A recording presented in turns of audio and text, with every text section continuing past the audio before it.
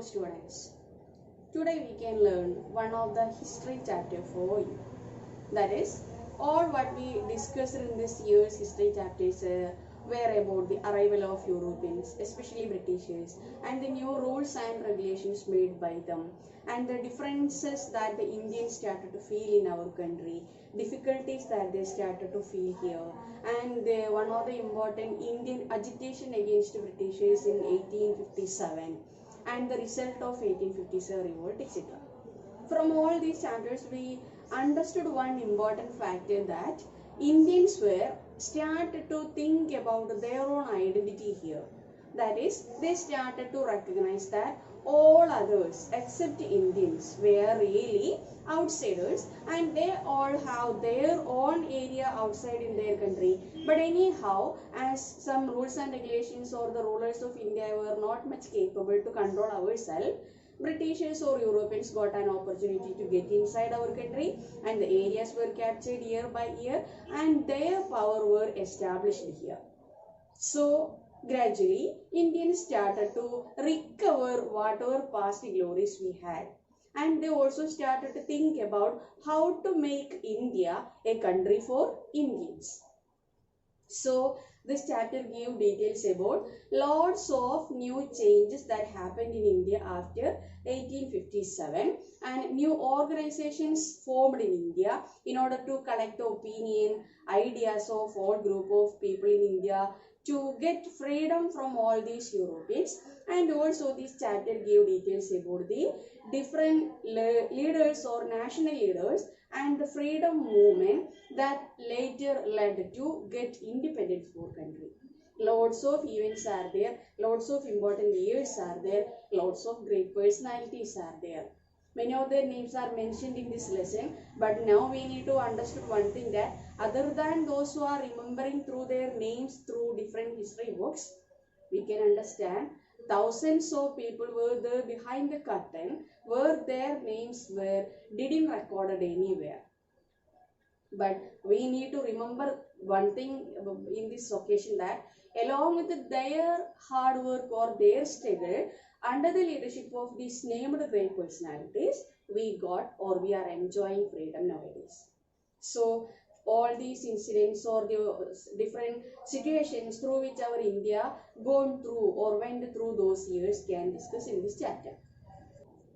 As we already studied about, new numbers of rules and regulations were already introduced by the different viceroys or governor generals in India before 1857, and all them ended in the outbreak of 1857 revolt. But after 1857 revolt also, some 2 or 3 important new introductions in the form of rules were made by the British on Indian land. In 1878, Arms Act was introduced by British. Arm here means weapons. So by this Arms Act, Britishers disallowed Indians to keep any kind of weapons in their hand.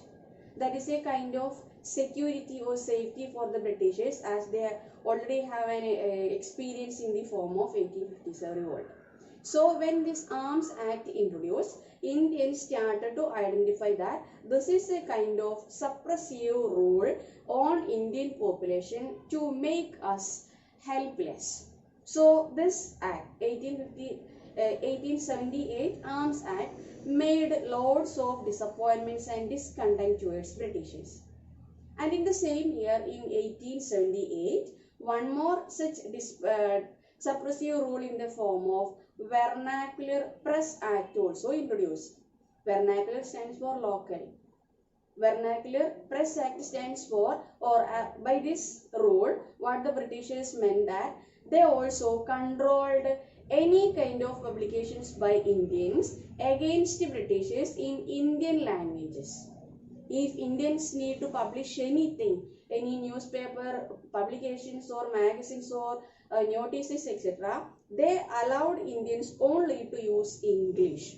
Then only they can understand what we are spreading to people. So these two, that is Vernacular Press Act, which also give a power for the Britishers that in order to confiscate or to capture all such a press whenever they are publishing anything in our Indian language. So Vernacular Press Act and Arms Act of 1878 give a chance for Indians that our condition in India under the Britishers are becoming very much dangerous day by day. So they started to think about how to make our nation free from all these outsiders. And in the next, that is a little bit continuous years, that is in 1883, one more such important change that happened. Some more introductions. That is known as Ilbert Bill controversy. Ilbert Bill controversy stands for, or that is a bill that supposed to give equal opportunity for Indian judges to trial any European. And equality need to be created. Till then, what already happened is that Indians judges have very less power, or they haven't any role in Indian judiciary because it is under British control, and Indians or Europeans together is trialing or giving sentences or punishment by the British judges alone. But this Ilbert, why that name is that Ilbert bill came from the name of that person who introduced that bill. As per this bill in British Parliament, he supposed or advised that in India, judiciary must be equally for Indian judges and European judges. But British government didn't allowed or didn't permit to give such an opportunity for Indians to be equal with the Britishers. So that was not happened here. But anyhow, that Ilbert Bill controversy also created a chance for Indians to think that we also have almost equal status along with the Britishers, but they are not ready to recognize it. So many such situations through the years, that is in 1878 or in 1883, etc., give a chance for Indians to make ourselves aware about our pitiable condition and also what kind of changes needed in our country. So during those time, along with these new rules, our Indian national leaders also were thinking about how to create an all Indian organization or an association where all group of people can sit together, can discuss together about the present issues that they were facing. Along with all these new introduced rules to India, some more changes that happened just after 1857, that lots of associations were started to form in different parts of India where the members were Indians themselves. Just like Pune Sarvajanik Sabha, Madras Mahajana Sabha, Bombay Presidency Association, Indian National Association, or many such Awadh Kisan Sabha, etc. were some of the important organizations in different part of India. But what is the speciality of all these were that they were confined to that particular area alone. Pune Sarvajanik Sabha stands for people of that Pune locality alone. Madras Mahajana Sabha for Madras locality alone. There were not a common organization for the whole population of India. So such a thought came into the minds of our Indian national leaders, and in 1885, lots of international leaders started to think about the creation or the formation of a nationwide organization where all communities, religions, languages of Indians can sit together, to discuss together, to find out the solutions for many of the problems that they face. So in 1885 December, Indian national leaders decided to form an organization in the name of Indian National Congress, INC. So INC formed in 1885 December, and in order to form this Indian National Congress, 72 delegates or representatives from different corners of India came to or presented or attended the first Indian National Congress meeting that held at Bombay.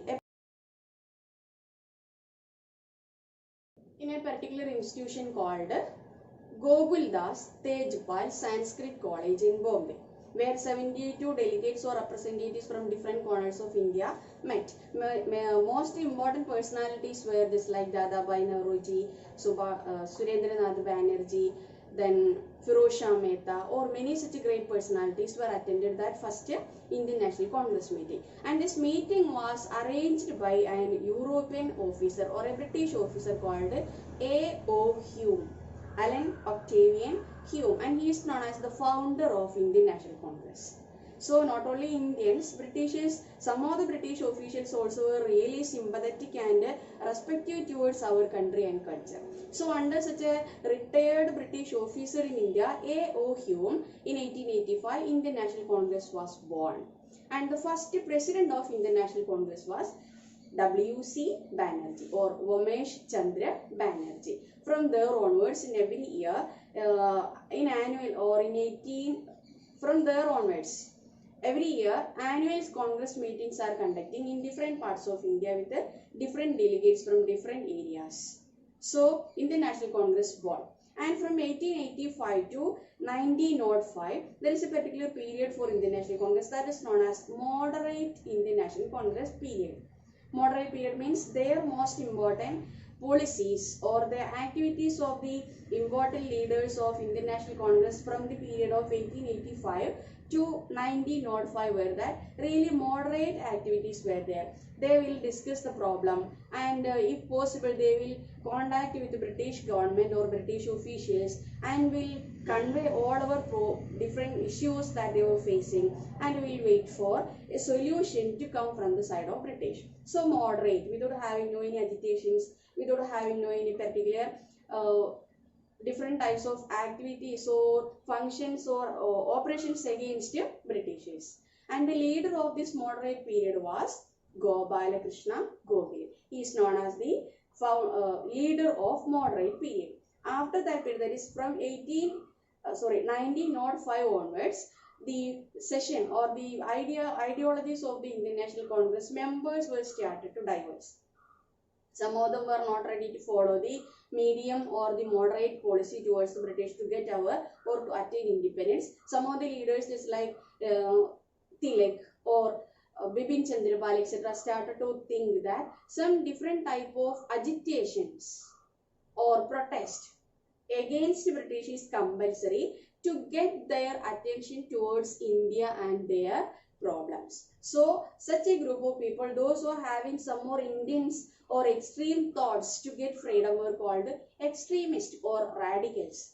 So moderates were the first phase and extremists or radicals were the second phase. And the radical session or the radical group had their three great leaders, popularly known as Lal, Bal, Pal. That means Lala Lajpat Rai, Bala Gangadhara Tilak and Bipin Chandra Pal.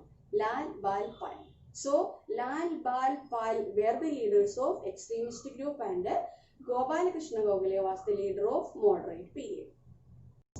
Leaders like Lala Lajpat Rai, Bala Gangadhara Tilak etc. started to believe that people must start to work against the Britishers visibly. Then only the Britishers will have an attention towards Indians and their problem. And they also believed that freedom is not at all to be awarded by somebody else. That is our own birth or our own right. So once Bala Gangadhara Tilak also announced in public that freedom is my birthright and I shall have it at any cost. Such confidential words, extremely inspirational words were used by national leaders in order to give a chance for people to think about what is our miserable condition. Do we need to make any changes here? In that occasion, in 1905, the then Viceroy of India, Lord Curzon, partitioned one of our state known as Bengal. It's called Partition of Bengal in 1905. And what was the reason that the Britishers told to Indian population for this partition is that for easy administration or for effective administration. But by this partition, what Indian national leaders believed that it is a kind of dividing the population into Hindu communities and Muslim communities. Because Bengal, especially West Bengal and East Bengal were the two creations made by Britishers during those times. East Bengal was populated mainly by the Muslim community and West Bengal by the Hindu community. So such two group of people were started to divide by the Britishers and there will be many rules and regulations or restrictions also created. So this is what Indian national leaders started to think that Britishers are here to create disunity, anger, hatred, etc. among the Indian population. So that partition of Bengal created a sense of Indians in the name of unity is compulsory. From such incidents, the feeling towards one's own country, that is called nationalism, started to emerge in the herds of Indian population. When partition of Bengal happened in 1905, it gave a chance for the all national groups, including moderates and extremists, to come together, to unite together on a particular cause of unity of our nation. And a movement called Swadeshi movement was started in India to oppose the Britishers in all fields. And as a part of the Swadeshi movement, it was strong in Bengal, also spread across India, and they started to advise people to avoid all kinds of usages of British goods and services, and also they concentrated on self-help. Swadeshi stands for our own country, own country. Swadeshi, that is one's own country. Every type of educational institutions or occupational institutions or working places or the clothes that we use or other product that we are consuming, etc., must be used by Indians, produced in our own country. So it was a chance for Indians to think about how to develop ourselves. And not only the Swadeshi movement was also known in different names in different part of India. It was known as Vande Mataram movement in Andhra Pradesh. Anyhow, by this 1905 partition of Bengal, lots of chances for Indians to think about our own country, and also this formed different programs or agitations or protests against the Britishers in order to save our country from all these type of evils. Many lots of such programs are there. Just like all these type of movements become more and more severe and also popular with the arrival of Gandhiji. He was in South Africa and he came back to India in 1915 January. From there onwards, it was a period of Gandhian age or Gandhian era. And till then, all the movements or the programs were confined to a particular group of people or under the leadership of some educated or to a locality alone. But when Gandhiji came back to India, when he studied about the problems of India, when he conducted a tour across India to know about the real problem, he understood that there is no need of any some confined programs or a locality alone. It is possible to get the support of all people from every sections, that is language or caste or grade or anything, it doesn't matter. Need to get popular support for agitations or movements. That is what we are going to launch in our country against the British. So lots of such as satyagrahas, movements, programs, agitations, etc. Happen under or successfully happen under Gandhiji. We need to discuss about them all in detail in the coming days. So let us stop here by saying that Britishers came here as traders only, but gradually they become the leaders of our country. Now it is a chance for them to think about how to escape from India, as our Indians started to understood what is our power. So we can conclude here, and we will continue in the next session the remaining portions. So study well. Thank you. Have a nice day.